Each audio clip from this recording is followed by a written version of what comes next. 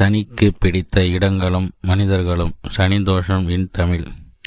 சுத்தமில்லாத இடங்கள் சனி பகவானுக்கு அதிகம் பிடித்தக்கும்.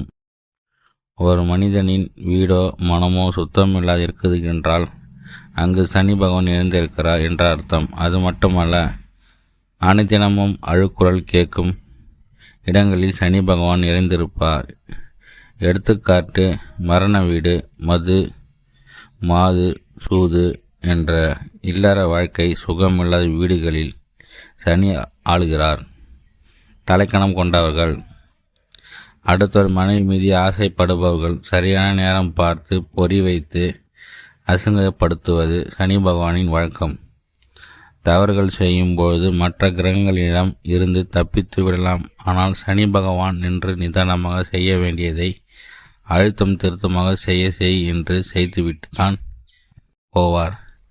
எனவே நீதிக்காரன், கர்மக்காரன் என்று சனி பகவானுக்கு பெயர்கள் உண்டு. ஈர ரொம்ப பிடிக்கும்.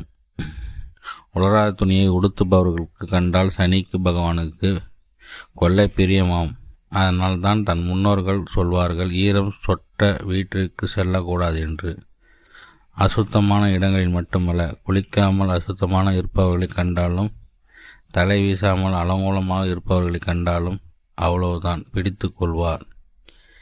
விளக்கேற்றப்படாமல் இருள் சூழ்ந்த இடங்கள், எப்போதும் அமங்கோலமான சொற்களை பேசுபவர்கள் சனிக்கு மிகவும் பிடித்தமானவர்கள்.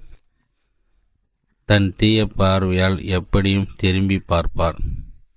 சனி ஜாதகத்தில் 2ஆம் வீட்டில் இருந்தால் அவரை அதிகம் கெட்ட வார்த்தையை பேசுவராகவும், 7வது 8ஆம் வீட்டில் இருந்தால் அடுத்தவர் மனைவி மீது ஆசைப்படுபவராகவும் இருப்பார்.